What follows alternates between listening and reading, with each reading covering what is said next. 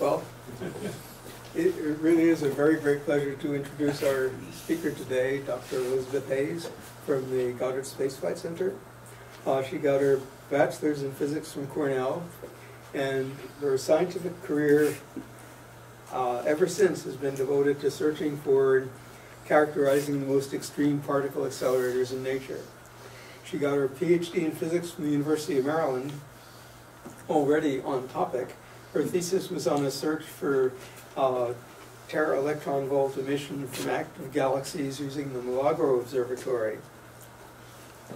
And Milagro was a first-generation instrument in New Mexico that mapped the highest energy sources of gamma rays that you can see from the northern hemisphere. The success of Milagro led to the newly constructed Hawk Observatory, that's HAWC, which is in Mexico, which will deepen our understanding of the highest energy gamma rays. It's really cutting-edge work.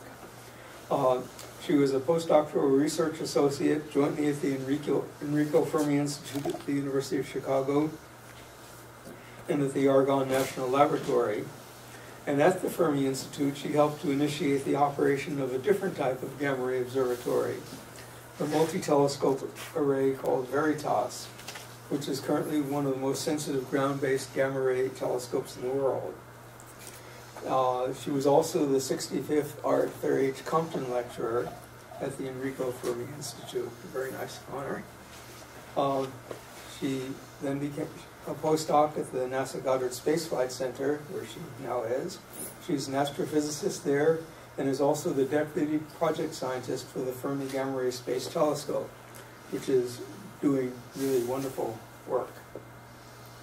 She's been a member of the executive committee of the American Physical Society's Division of Astrophysics and chair of the Gamma Ray Science Analysis Group within NASA's Physics of the Cosmos Program Analysis Group. Dr. Hayes.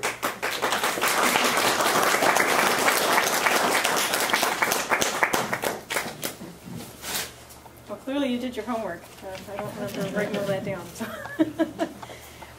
So I have to start with a little joke. It was mentioned that there's a new facility being built in Mexico to look at very high energy gamma rays. It's called HAWK. It stands for High Altitude, okay, Water Cherenkov Observatory. Water Cherenkov is just the name for the technique it uses. But the fellow who is essentially the one of the founders of gamma ray astronomy and was the PI for the Veritas facility that I later worked on, always sort of made fun of them and called it Hotch because because it's Cherenkov, and if you know anything about Cyrillic, that ch is one letter. But but Trevor is Irish, and he just liked to get a little dig in on the English language. So anyway, so it's been a fun field, and I'm happy to tell you about this part of it. I'm talking about supernova remnants. As was mentioned, my thesis was actually on something different. It was on things that are outside of our galaxy. And so something I'm not talking about here is my other favorite kind of exotic accelerator, which are things that, kind of the things that go bump in the night. So when I'm not trying to seek out supernova remnants and map them with the Fermi Large Area Telescope, I like to also just look at the whole sky and try and find the things that are new that we don't understand and use their variability to learn new things about accelerators. But I'm not talking about that tonight. So let's start in on talking about cosmic ray protons from supernova remnants. And so I'm going to start.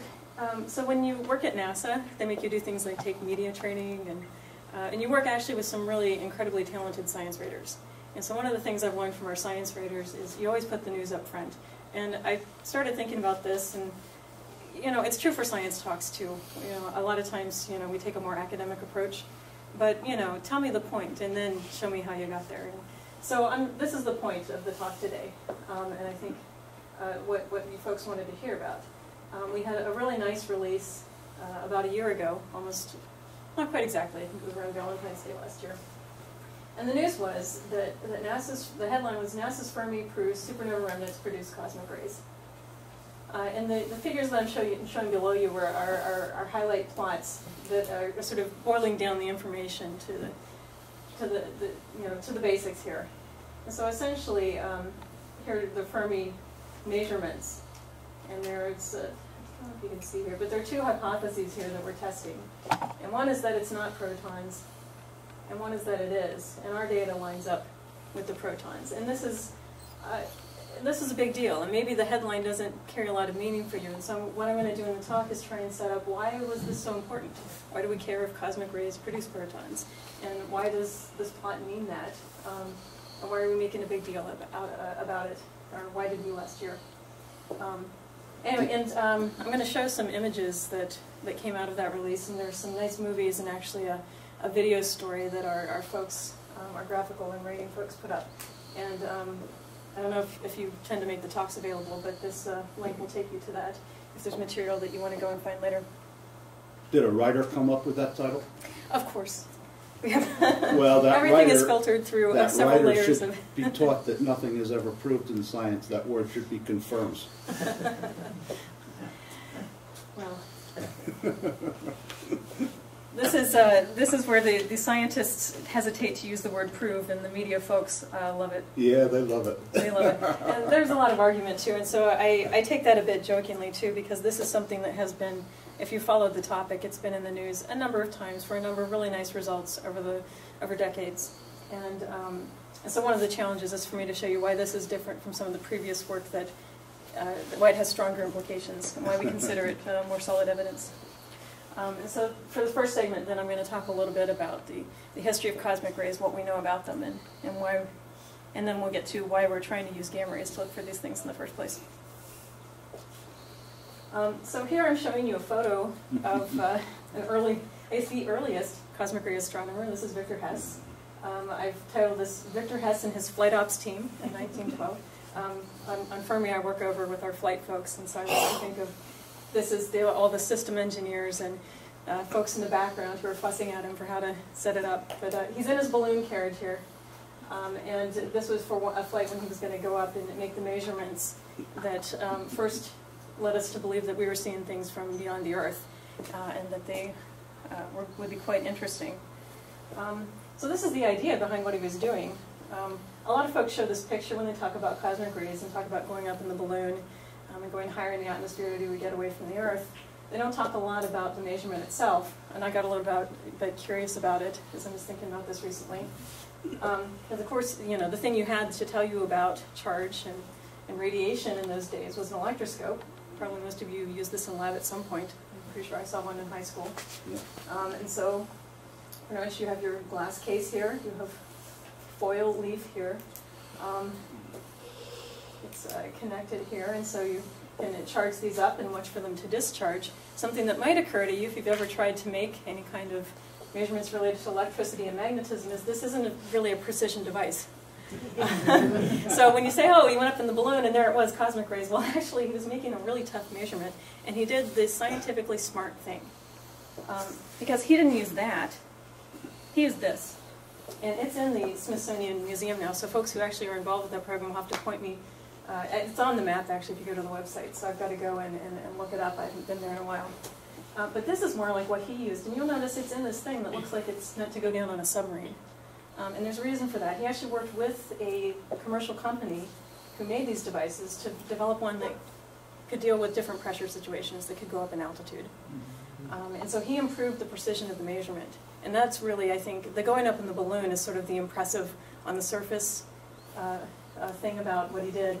But that he worked with the company to make the device that could actually have the precision to make the measurement, I think is also quite impressive. So how did it work? Oh, so what happened is there were two sides to this story. He went up in a balloon because what folks had noticed is that, you know, just kind of wandering around on the Earth, there was some discussion about, oh, well, you know, we have these devices and we know that there's radiation that's around because we see that we have devices that are charged up and they become discharged over time. So they're being exposed to ionized radiation. And so there were two ideas about this. And remember that around this time, around the early 1900s, was when we were learning about radioactive materials. And so it was a very reasonable thing to say, well, okay, it's coming from the Earth. You know, the Earth is emitting things that are discharging these devices over time. But folks had noticed that maybe there was something going on with altitude, but the measurements weren't precise enough to say for sure. And so going up as high as possible was important. There were other folks who were going down into the early subway systems and also trying to look at it then that way as well. And so essentially what he was trying to do was make a measurement of the rate of discharge as a function of altitude.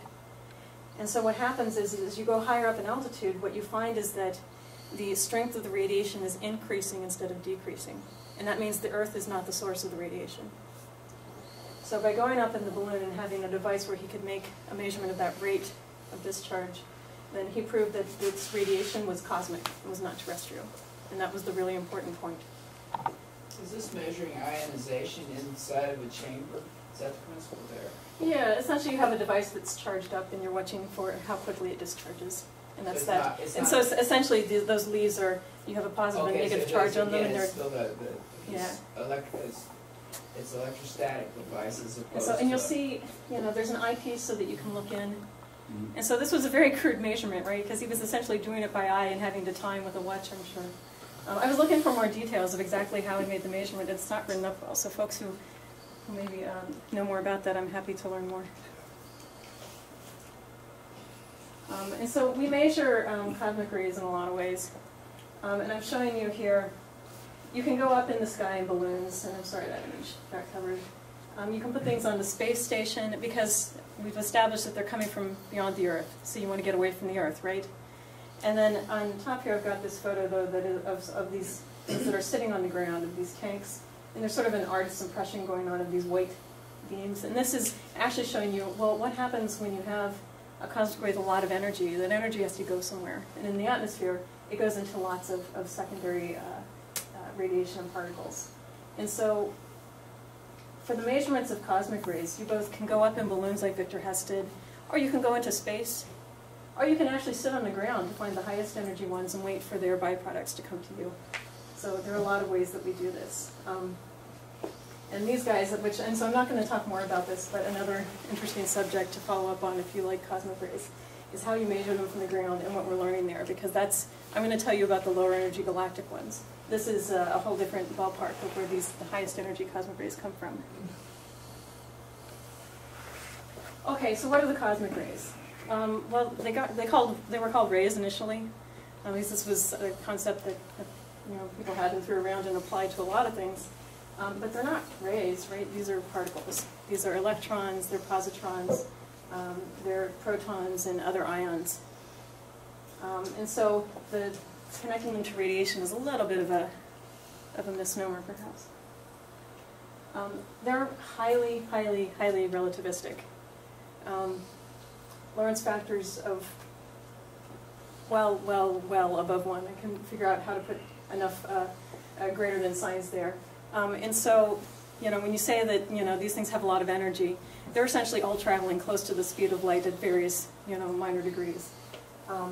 And so what's interesting is thinking about, well, how did they get that energy? That doesn't happen just every day or everywhere. Walking down the street, you don't find things throwing stuff like that at you. And then another thing that's interesting is then thinking about, well, what happens, when they run into anything? Because you have them on energy, it usually wants to interact. And so the fact that we do see so many cosmic rays and that we don't know where they come from makes this highly curious. They come from all directions. So Victor Hess was lucky. He didn't have to change continents or anything to go and try and look at the cosmic rays. Any spot over the Earth does just about equally well. They bombard the Earth from all directions in space. One of the really interesting questions is to try and see just how true that is. Just how closely do their arrival directions really map to being equal in all directions, or is there a little bit of a discrepancy you can find that might hint at where they come from? But I'm not going to talk about that more in this talk either. Is that isotropic and non-homogeneous? It's isotropic if they come from all directions, yeah. Right? Yeah, they're isotropic, and you run into difficulties with having enough numbers to say things, but for protons and electrons in the right energy range, you have to be a little careful there. Mm-hmm. Then pretty much, and they're pretty uniform over time unless you get into energies where the sun affects things. The sun does have an interaction with particles in space, and so the ones I'm talking about are above that level. The spectrum is quite amazing. It crosses orders of magnitude in energy, which is also kind of curious if you start thinking about the physics of that. Here's what it looks like. This is a compilation of data from the ground, balloons, all put together so that you can just see the overall shape. So it's data that's been taken over numbers of years by a bunch of different instruments. It's compiled by Simon Sorting. And so on this axis, you're seeing the flux. So this is the number of particles that are coming per area and per space in the sky per time, and then done per energy here. And then on the bottom, I've got energy in electron volts. Pretty much every plot I show today that has energy is going to be in electron volts. And the thing that's really notable about this is that, well, one, they cover so many orders of magnitude in energy. It's not like where you see a star and it's emitting in a particular waveband and you say, oh, okay, it has this emission from dust. It's a much bigger problem than that. Thinking of the kinds of sources that can generate particles, accelerate them with almost no features over that many decades in energy is actually a pretty hard problem. And it took folks a while to come up with ideas that would make sense there. And actually the idea now is that these very subtle features that are pointed out here, one of them is called the knee. And so if you see, there's sort of a faint dashed line here, and you'll see that the red dots come a little bit away from it, and that's a knee. It's a significant feature. And then down at the bottom is the ankle. I don't know where the toe is. No one's shown me that yet. And so what the suspicion is that there are several populations here. And so when we talk about the galactic cosmic rays, then we're talking about these. And the idea is that, well, there probably are, if cosmic rays have their origin in our galaxy, they must also have origins in other galaxies, and some of those things that can accelerate them, if they reach higher energies, are going to reach us. And so then we talk about these higher energy particles as being extragalactic. And so there's sort of two problems then, two big branch problems for where the cosmic rays come from. So I'm just going to talk about the galactic part in this talk.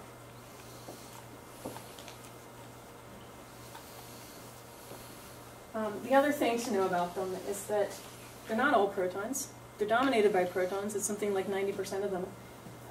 But there is a composition. You can look for all the elements that the stars produce and then some in there. And it's both similar to and different to what we see from the sun. And that's kind of interesting too, and gives us another clue about what's happening to them. So here I'm showing you the distribution of elements that we see from cosmic rays, and that's this black line. The elements are by atomic number here in the bottom. So each tick is an atomic number. And I've highlighted some of the interesting ones. Here's hydrogen, here's oxygen, here's iron, which is quite heavy. When you start thinking about iron, an iron atom traveling close to the speed of light, it's pretty impressive. And all of these are scaled as a ratio. And this, you'll notice, is a log scale. So the protons you can see here are several orders of magnitude more common than anything else by this ratio. And then the other thing to note, so some elements are more common than others, so that's interesting. The other thing to note is if we compare to what's generated in our solar system, we know this by looking at what's produced in our sun, or what you can measure in meteorites, or rocks that are associated with the solar system, that there's a big difference between this black curve and the pink curve. And what does that mean? The bottom line is that these elements, like lithium and boron, they're created secondhand. If you have a heavier nucleus and it runs into something, one of the byproducts can be one of these lighter, lower atomic number elements. And so what this tells you is, oh, there was time for that to happen, and time for these secondary nuclei to be generated. And so that means that the cosmic rays travel. And they travel far enough for long enough that we see a difference between what you get from a normal sequence star and then what that we see at the Earth that's coming from other places. Is the flux correlated with atomic number? In other words, are the heavier atoms rarer? For the most part, but you see there's some fluctuation. So like here's iron, and it's actually relatively common compared to some of the subspecies here that are. Okay. So that's not completely, but there's an overall trend though. Yeah. That it's a lot easier to have protons than anything else. Right.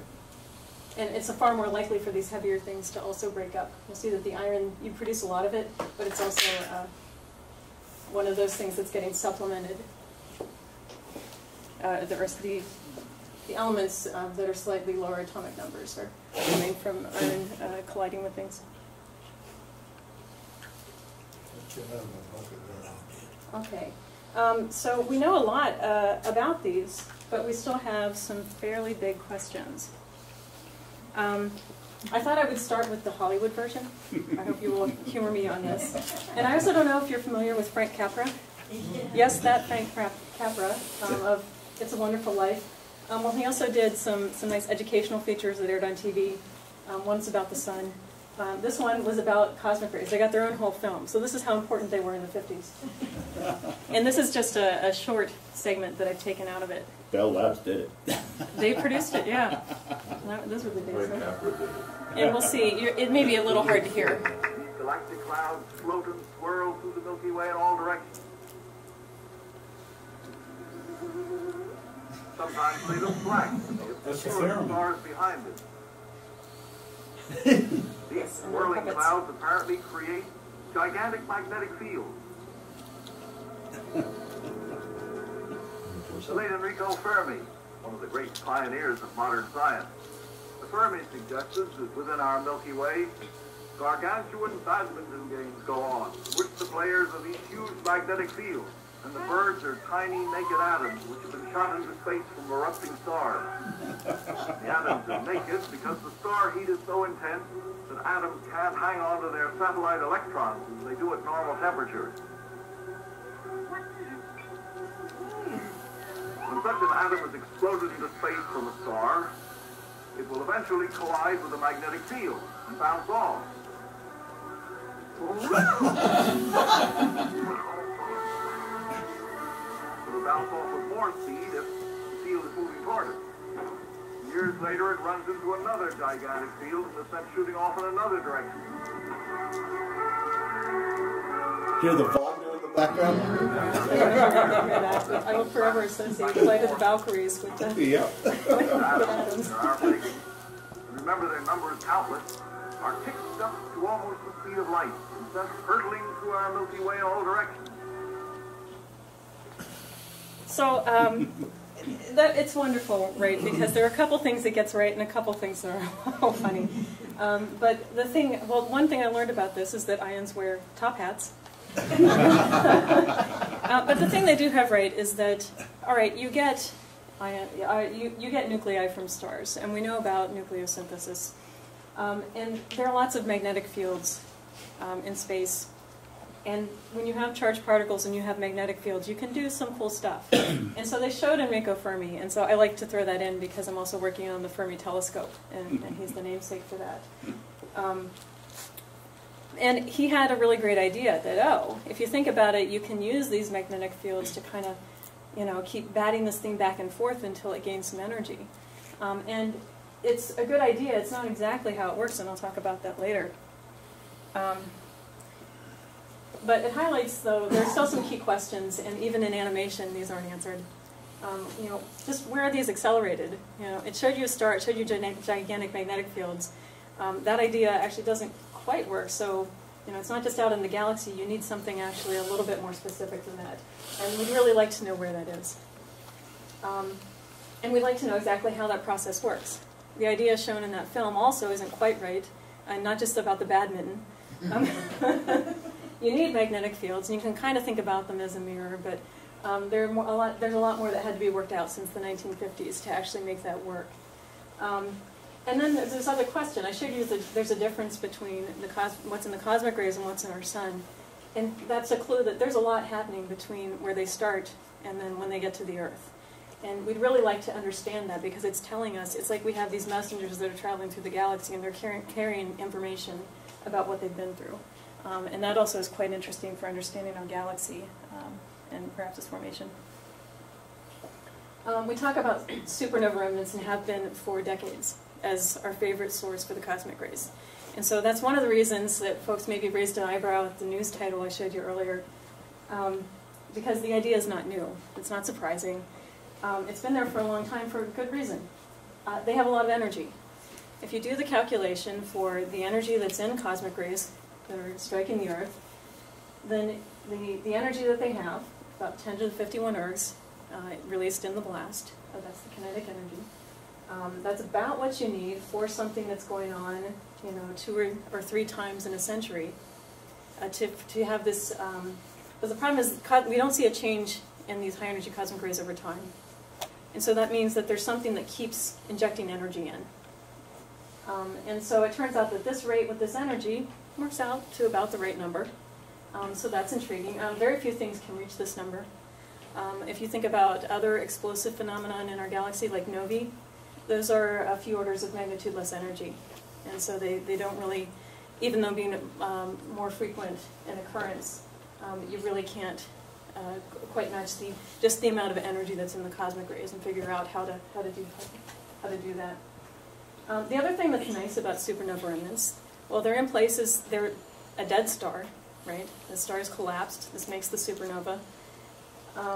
And stars tend to exist with stars, so they're in places where star formation has happened in the past, and where there's lots of time for nucleosynthesis and for the elements that we see that are accelerated to be there.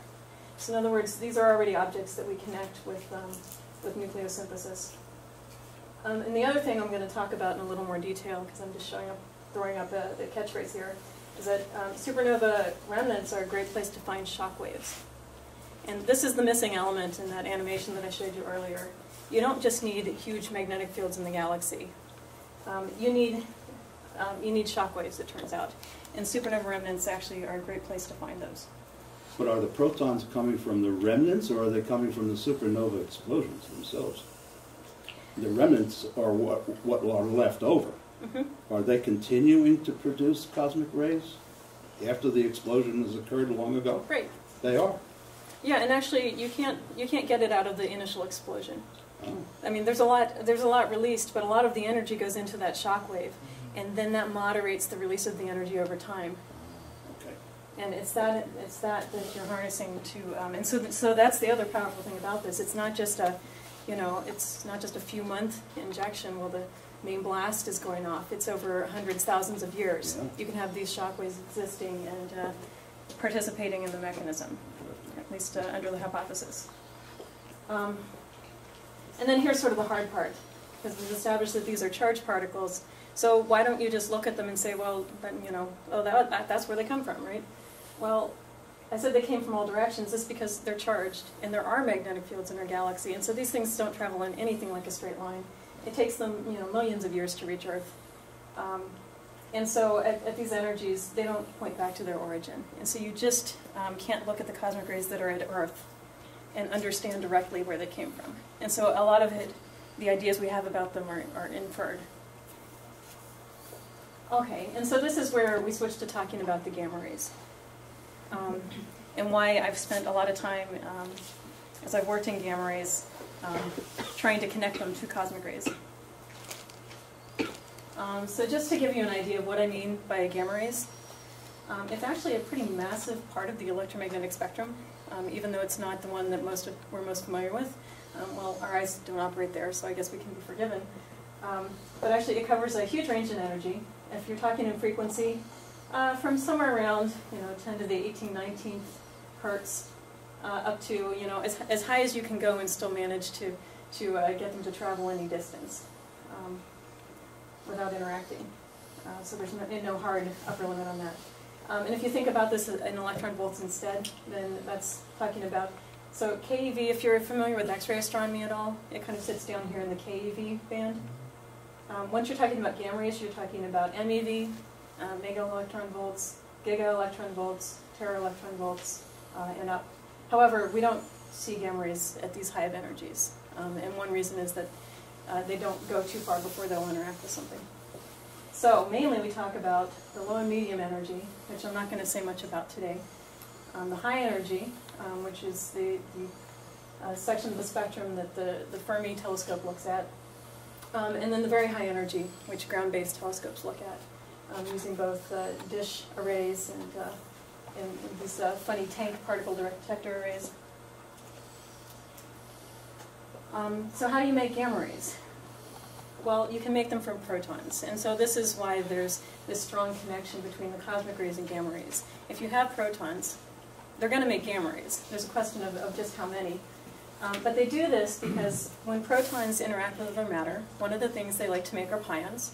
We know this. We collide matter in accelerator labs on the Earth, so we have a pretty good feeling for the rates for that.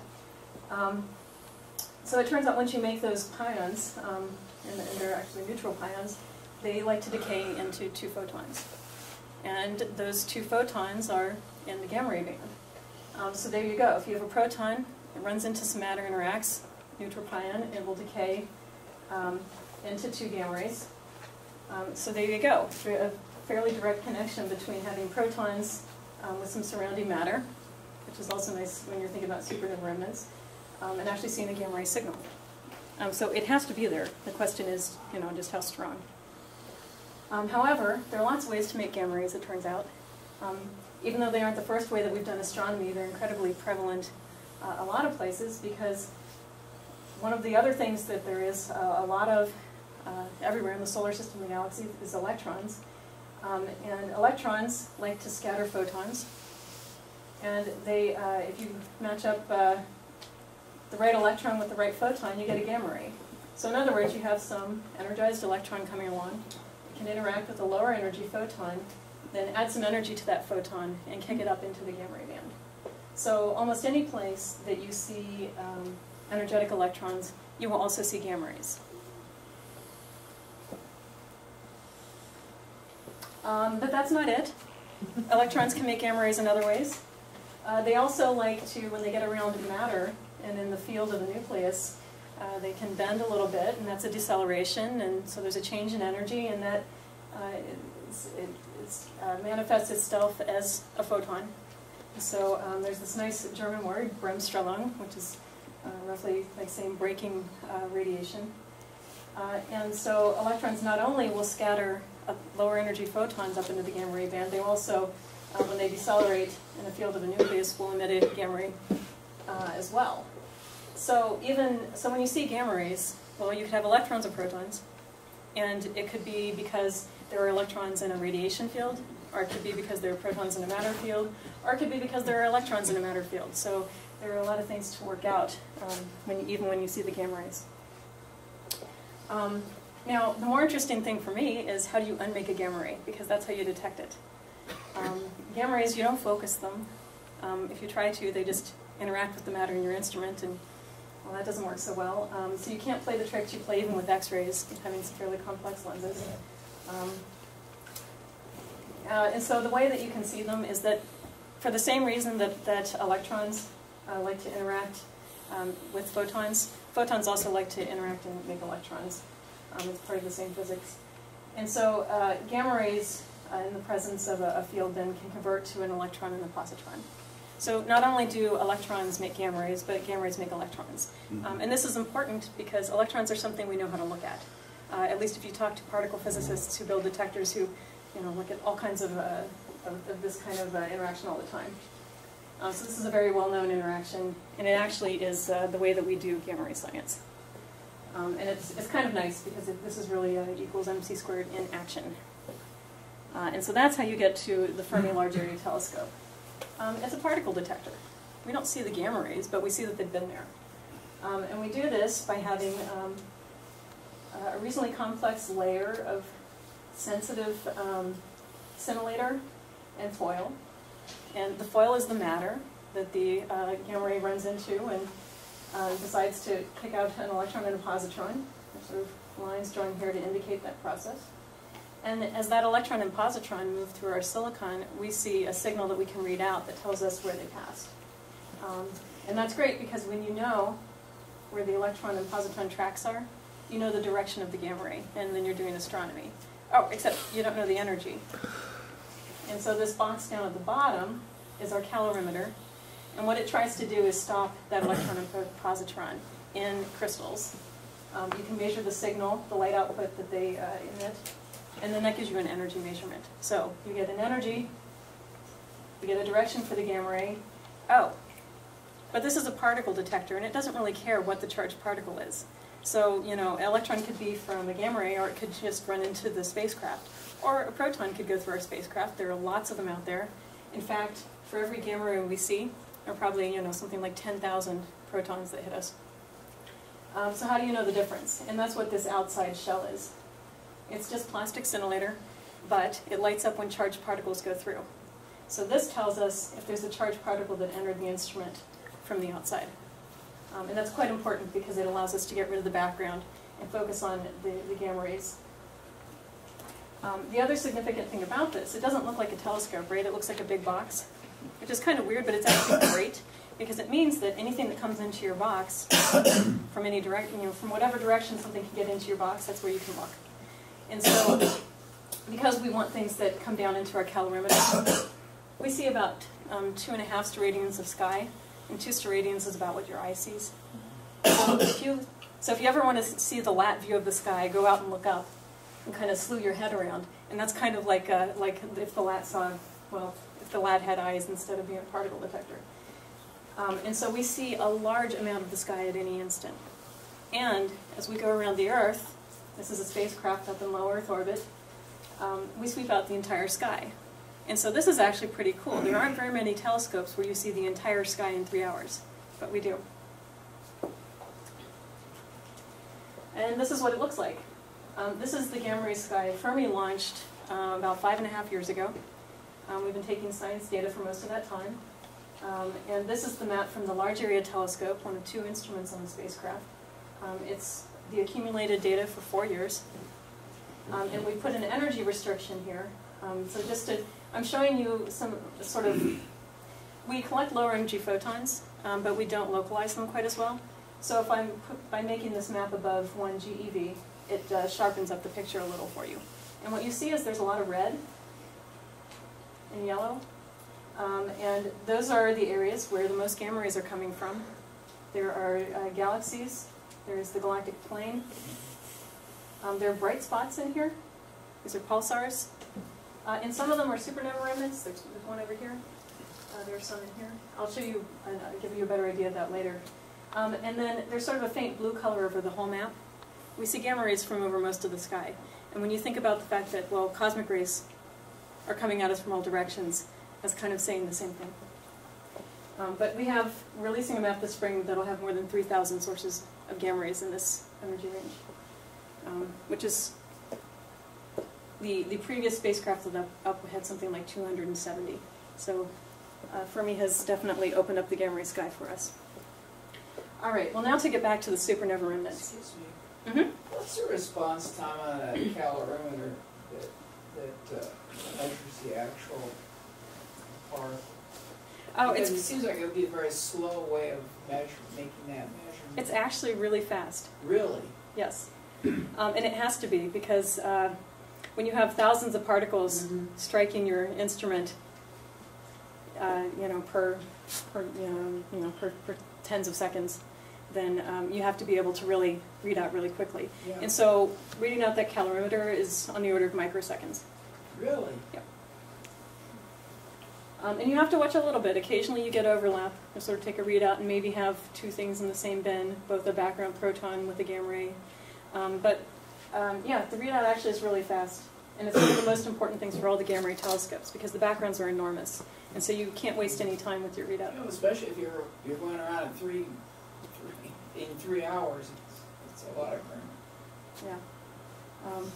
And this is just the rate that you can actually take that cosmic ray plot, the flux of the cosmic rays I showed earlier, and kind of turn it into roughly our trigger rate. And then that depends on what conditions we require and things. But you can get an estimate from that, and given the size of the instrument. All right, so I've argued that you can use gamma rays to find protons because protons will cause interactions that create them. And then I've also said that, well, cosmic rays should come from supernova remnants. They have shocks and they have energy and all of the things that we'd like a good cosmic ray accelerator to have. So can we make that connection? Well, let's talk just a little bit about how particle acceleration actually happens in the supernova remnants, and then we'll look into that. So what I'm showing you now is not a gamma ray image. This is an X-ray image because I want you to see at high resolution the features of this remnant. So this remnant is covering a fraction of a degree of sky, so it's a relatively large object in the astronomical sense. It's not that far away, a few kiloparsecs. And it was seen by Tycho Brahe, so we know when it happened. This supernova went off in 1152.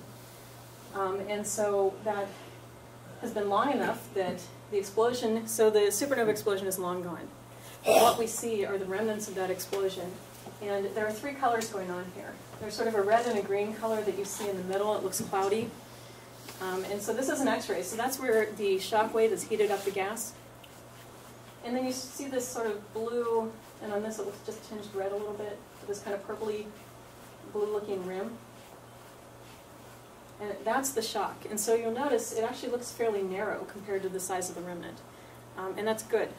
The great thing about the shock waves and supernova remnants is they are relatively thin shocks, and that's actually important for accelerating the cosmic rays. And so we have a picture of what's a supernova remnant. Well, there's this expanding shell, and inside there's the material that the shock wave has passed through and heated up the gas. And so the elements of this are that, okay, well, this was a star. You have stellar ejecta. You have interstellar and circumstellar medium that's around it, so the shock has something to run into. And then the really important thing here is this collisionless shock. So what does collisionless mean? Well, when you have charged particles, they can Coulomb interact. And you actually don't want that, because that means that you can't dump as much energy into the highest energy particles as you would like. And so it's really, one of the really nice things about supernova remnants is you get this collisionless shock condition, where essentially it just means it's not a very dense material. So even though it's more dense than the stuff around it, you know, out in the outer radiuses outside of star, it's not all that high of density compared to something you would do in a plasma lab. And so here the collisions are not Coulomb dominated. Okay, and so this is just a little movie to, not to be completely physically accurate, but to give you an idea of why we like shocks. And the problem with getting a charged particle to high energy is you have to essentially kick it a bunch of times. Well, how do you get it to hang around, especially once it has a lot of energy? How do you get it to hang around long enough for that to happen? Well, the nice thing about the shock is it sets up a place where in a relatively small space you can trap charged particles because of the way it tangles up magnetic fields. And so this is the important thing about having this shock. And actually it's an important thing to have the charged particles. Between the two of them, you don't get some big galactic scale magnetic field. You get these tightly wrapped magnetic fields that actually have a lot of boundary changes. And this is what allows you to catch a particle, bounce it back and forth a lot of times, and then ramp it up to high energy. Now, the remnant that I showed you first looked nice and spherical and pretty, and they're not all that way. But that's actually good for the gamma rays. This one, you'll notice, doesn't look nice and spherical and pretty. It looks kind of like some sort of car wreck happened over here. And so this is a multi-wavelength compiled picture. So there are X-rays that are faint blue that's not showing up too well in here, but it doesn't matter actually. Because what I want you to look at is more the optical and radio emission. And this is just, there's sort of like thready stuff all over the place, and there's sort of a shell here, and then you can't see very much here, and there's all this material going on over here. And what that's showing you is that this remnant is sitting in a complex environment that has gas and dust around it. And this interacts with the shock. Shocks go with density. So if you have a shock, it moves into a higher density environment, it's going to change its velocity, and then you can get these things that are going to break the symmetry of the remnant.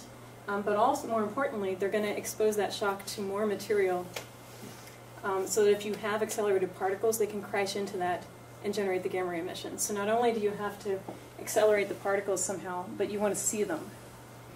And so we like these remnants that are messy, especially for gamma rays. Because now you have what could start out very nicely formed, but as it starts to interact with material around it, not only is that going to modify the remnant itself and maybe set up conditions where you can get even more interesting magnetic fields, but it provides a target for those protons to generate gamma rays. And so the idea is that the more density you have near a remnant, then the brighter the gamma ray emission should be. And if there's a section of that remnant that has a cloud or something going on that increases the density, that part should be brighter. And so this is what we started trying to test in the gamma rays, to look for these messy remnants and find the sections of them that are brighter. Now I'm showing you the LAT sky again. So this is the whole sky map. And then I've highlighted a few positions on it. And the main thing about this is that there are some remnants that aren't incredibly messy. And so some of these guys that are marked with a Y, they're not as interesting. They're young, they haven't interacted with a lot of material. But some of these other guys that are marked with green are exactly that kind of remnant that I just showed you, where there's a lot of material, it's great. And these that I've marked are the ones that we've detected with the LAT. So these are remnants that we see gamma rays from that location. And so we know that supernova remnants make gamma rays. We see them with the LAT, we see them with ground-based gamma ray telescopes. And so we want to push harder with that, though, and say, well, what's the mechanism? What's creating the gamma rays? Why are there gamma rays from these remnants? So these are the two that were discussed in that press release. So I'm going to focus on them. They have nice cataloging names like IC443 here and W44 here. And the pictures I'm showing you are a little complicated because they're overlays. So I have radio data that's showing you kind of the extent of the remnant, and that's sort of the background picture. And then on top there's this sort of magenta-y color, and that's where the gamma rays are coming from. The resolution of the gamma rays is coarser, and so you're not going to be able to just talk about like just this part of the shell. It's more of a bigger spot like this. So the gamma rays we see from these remnants, it's not like we see a gamma ray point source. It is extended, and it covers a lot of the remnant, but we can't say with high precision which part of the remnant it's coming from. The same with this guy. So this red is the radio shell expanding, and there's a lot of molecular material around this remnant. It's really lovely. And you can see that there's some sort of bright splotches within it, and that also is showing that the gamma rays aren't completely uniform over the remnant, but they're very strongly associated. These are important because they're some of the brightest objects in that sky map.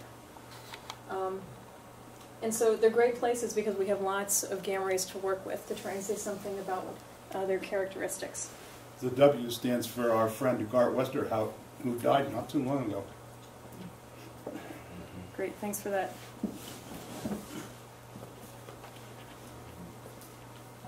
So I said that you can use protons to make gamma rays. Well, what should that look like? Because I said we have energy information about the gamma rays. Well, we not only know where they come from, we know the energy distribution, and this is another big clue about how the gamma rays were made. So what I'm showing you is that it's really lovely because we know the physics in this process, right? You have two protons that make a neutral pion, and sometimes some other stuff. The neutral pion decays into gamma rays, and that's determined by the mass of the pion. So in the rest frame of the neutral pion, you have 135 MeV. When it decays, you have half of that, 167. And that means in a perfect world, where everything is holding still and this particle is decaying, you'll get an energy distribution that looks something like this. These are actually moving, and so there's a bit of a spread, but you get this nice symmetric hump that is the signal of pion decay. Okay, well, it turns out that life gets a little messier because what we really have is that things are moving, and we have to, and I'm also going to plot them in slightly different units. And so you're not going to see, when I look at how the energy of my gamma rays is distributed, it's not going to look like this, even if it is from neutral pions. It's going to look more like either that black or that red curve. It's going to get smeared out. And also there's a distribution of energies here. We're not just, the protons themselves have some energy distribution, and that's going to be reflected in this highest energy part here. So you're going to see a feature where there's this sharp rise up to about a GeV, and that's because of the pion decay process. And then you're going to see some sort of tail here that is dominated by whatever the distribution of the proton energies is. Okay, so this is just to kind of get you oriented before I show you what our energy spectrum looks like again. And also, I'd like to tell you about why there are lots of folks who've been looking, and the LAT is not the only instrument that looks at gamma rays from supernova remnants, but it's really critical for it, and it's because of where that pion feature is. It's just below 100 MeV, and so you really need to see this part of the spectrum for the pion decay to make a difference, and here's why. Let me step through and bring up the other methods here. One thing is this upper, if you're looking at higher energies, then that upper tail can move around, because it just depends on how the protons were accelerated, if it's protons. And so this shape can change, but this one is more constrained. It can just sort of move up and down. It can't actually change angle there. What if it's these electrons that are producing the Bremsstrahlung radiation? What if it's not protons? Well, then you're going to see more emission down below 1 GeV. There's no way to make them cut off so quickly. And so this is why the LAT is so important, because you want to test right here to see which process it is, whether it's the Bremsstrahlung or the pion. And at higher energy, you can get that inverse Compton scattering process from the electrons. And that has this kind of sharper peak that can move around. But it can't do this and sit down here in the same way. And so the real constraint for knowing which remnants we're seeing protons from is being able to see this feature in the spectrum down below 1 GeV. And so higher energy telescopes make a lot of really nice measurements that are telling us about the spectrum of the underlying particles, but they can't tell us which one it is just by looking at the shape. And this is what we had early on with the LAT. And so I just said, you've got to be well below 1 GeV, right? Here's 1 GeV, and we have maybe 1 or 2 data points below that. Not enough.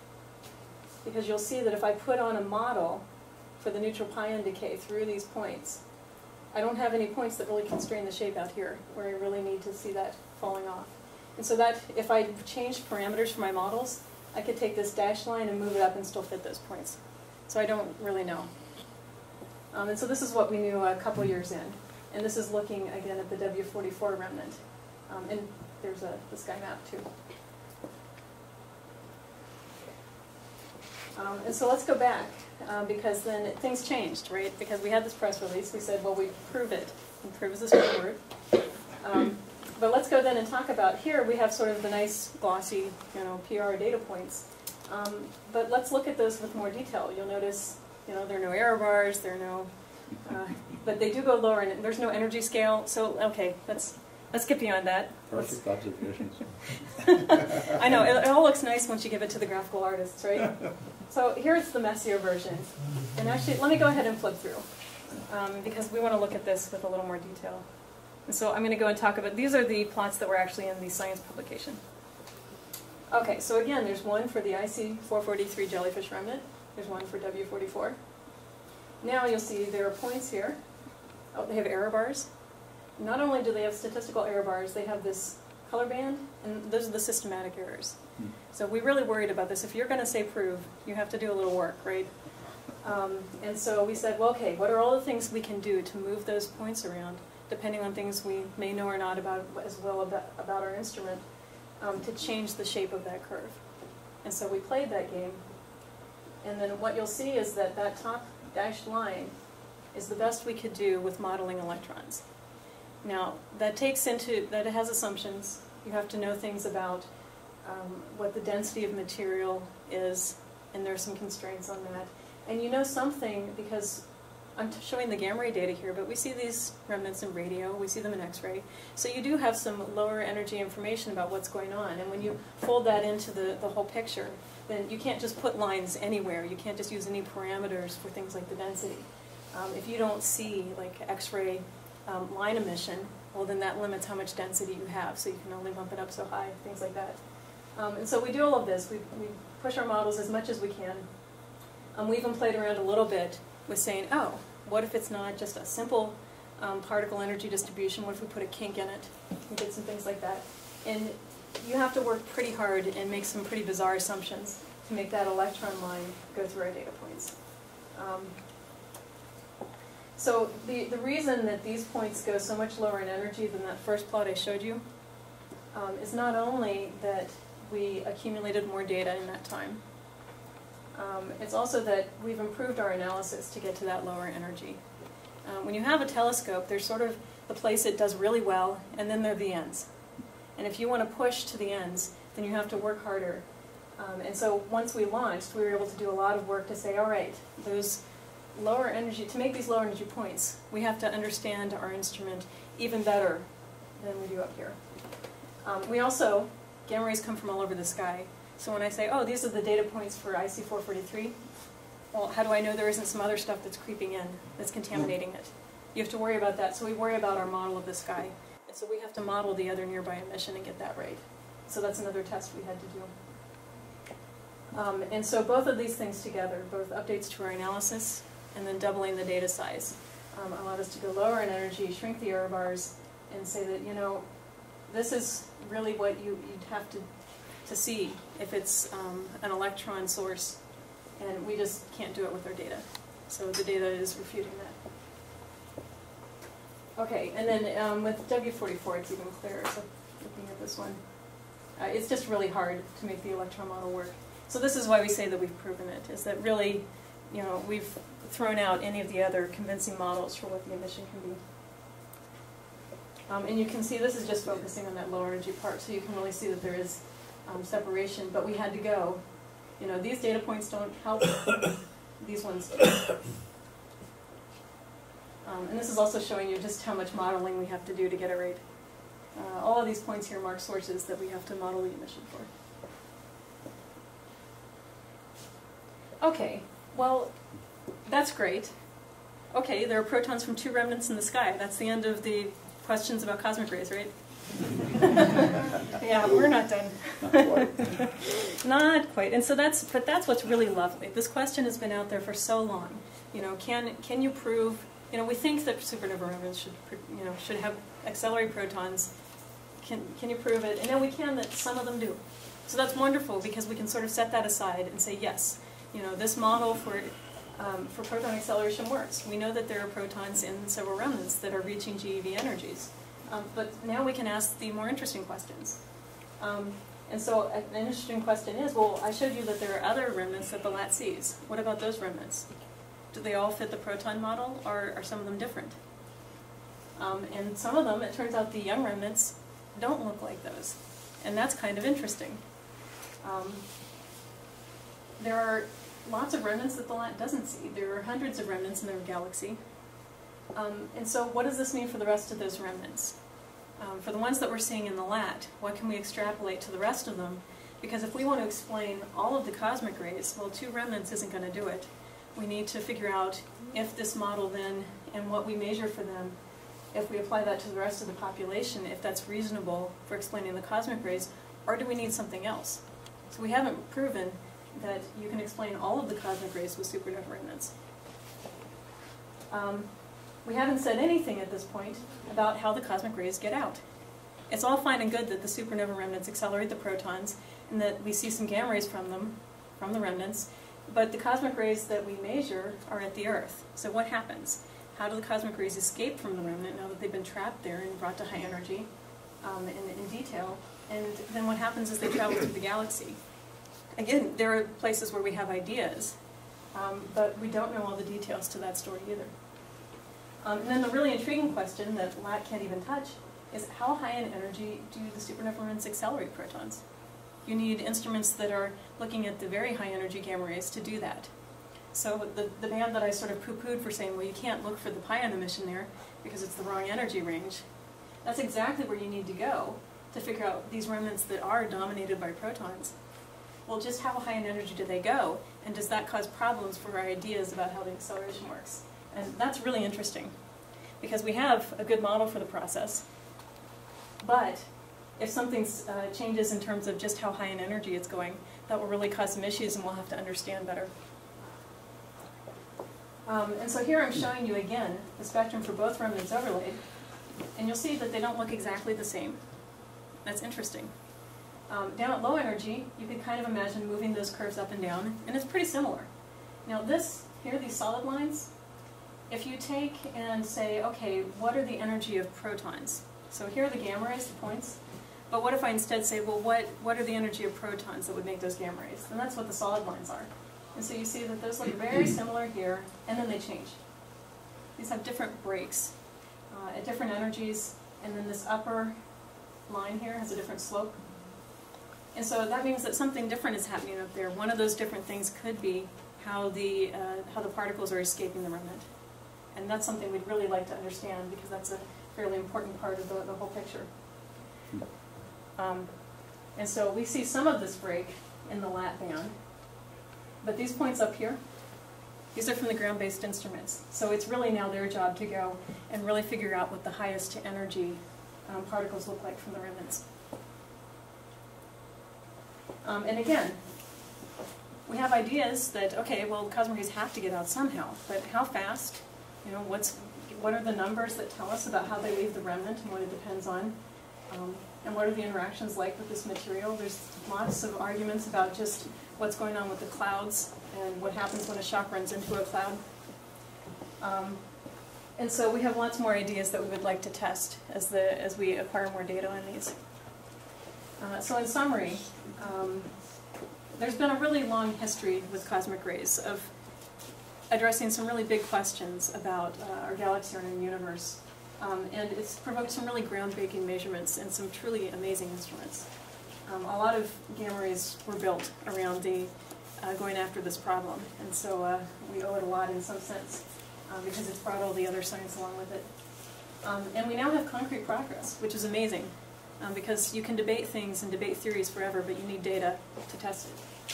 And there's lots more for us to do with both the Large Area Telescope Fermi, on Fermi, and then other instruments, both that measure the cosmic rays and that measure other gamma rays, and X-ray and radio.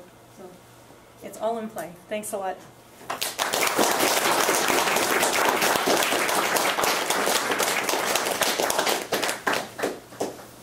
We can take some questions. I think I see a hand at the back.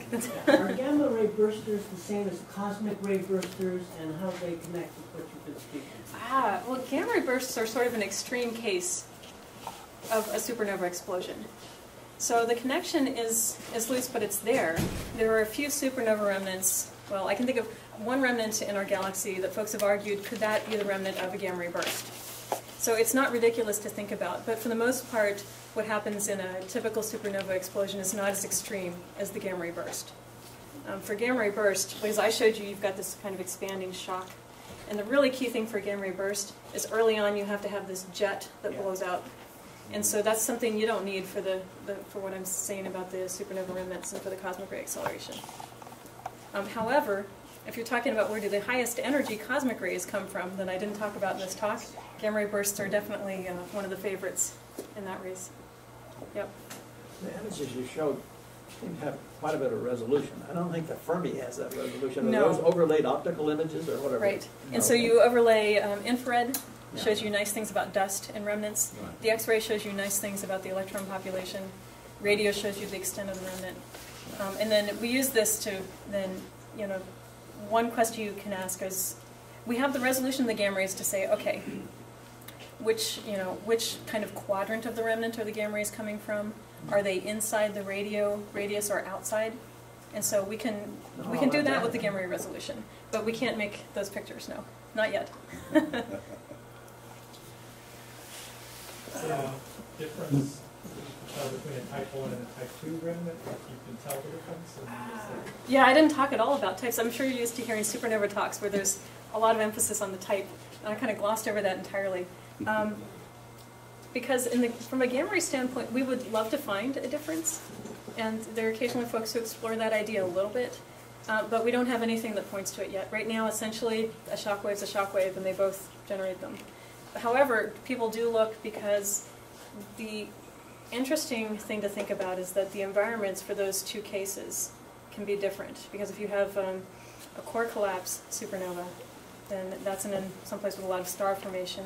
If you have the white dwarf case, then that can be in a slightly different stellar environment, and that maybe we would see it reflected. So it comes down to this argument of, is it more driven by the engine or the environment?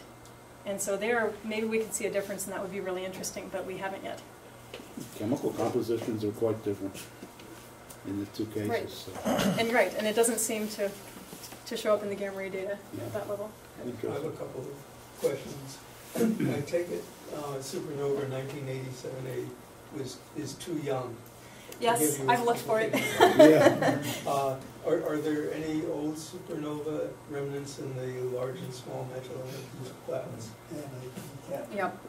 And so it's really interesting to me because that's where, when you talk to instruments like Chandra, which is the highest resolution X-ray instrument we have, They love the Large Magellanic Cloud because then they can finally fit the remnant in their field of view.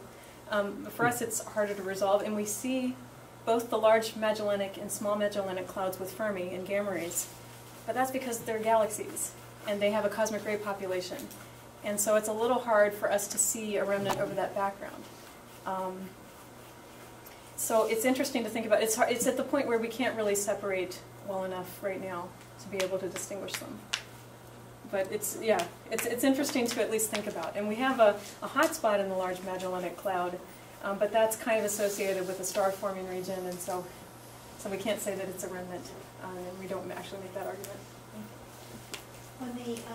When you're looking at the young remnants and the ones that we were looking at, the elements, are they heavier in the ones that we were looking at, and then not as heavy and lighter in the younger ones? Are you getting a different composition? Yeah, well, we can't tell in the gamma ray data what the composition is, other than saying, in two of them we can say, well, proton versus electron, but that's a little subtle too. Because the protons and the electrons are both accelerated the same way. It's not like one population there is there and the other isn't. It's about how efficient they are at producing the gamma rays at some level.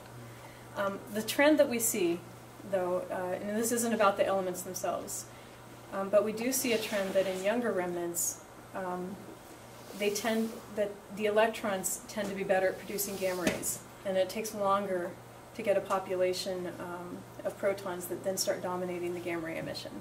So we see a trend. If I ever plotted the spectra for younger to older, you would see that, okay, not really detected in the LAT, to as they get older, we tend to more reliably detect them. And so that's that you can sort of think about that early on. It's just easier for the protons to produce the gamma rays. And then as the remnant evolves, then you sort of shift the balance and which process is winning, in a sense. In terms of the composition, it's just, we don't get that information in the gamma rays. You really need the cosmic ray measurements themselves. But the interesting thing that people do, you can look for line emission, and there's some nice studies looking for line emission in different parts of the shell and comparing that from remnant to remnant. And that's something that's better left to some of the other energy bands. Well, it's thank you. Oh, This is more a comment about you digging up that old movie. I remember seeing that when I was in school, and it made quite an impression on me. I was just curious if anybody else in here. Yeah, they gave it free to schools. I was reading, Bell Labs would send it free to your school, essentially. So I wouldn't be surprised if there were a lot of copies around. Well, what I remember was around 1961, a Bell Labs movie, but the person didn't fly a balloon. He took his detector or something up the Eiffel Tower. Well, what was it the same person? There were a bunch of people. Like, this was the hot topic around that time period. Take your electroscope and go somewhere. People went up mountains. Someone was telling me about, and they started doing then more. So the balloon thing was kind of hard to maintain, and so they started, as they had better devices, they started measuring a lot of different mountain points and comparing that. But yeah, I mean, essentially, my impression is that everybody and their brother was doing this measurement, and Hess was the one who was willing to take the risk to go higher, and also had the savvy to have a more precise device made for that. So. We have a couple of ex-Bell Labs employees here. Did you know about those movies? I didn't know. There's only one I remember about. I worked there. It was a pseudo-town that the Russians had assembled to teach people how to mix into our society and not be recognized as Russian Asians.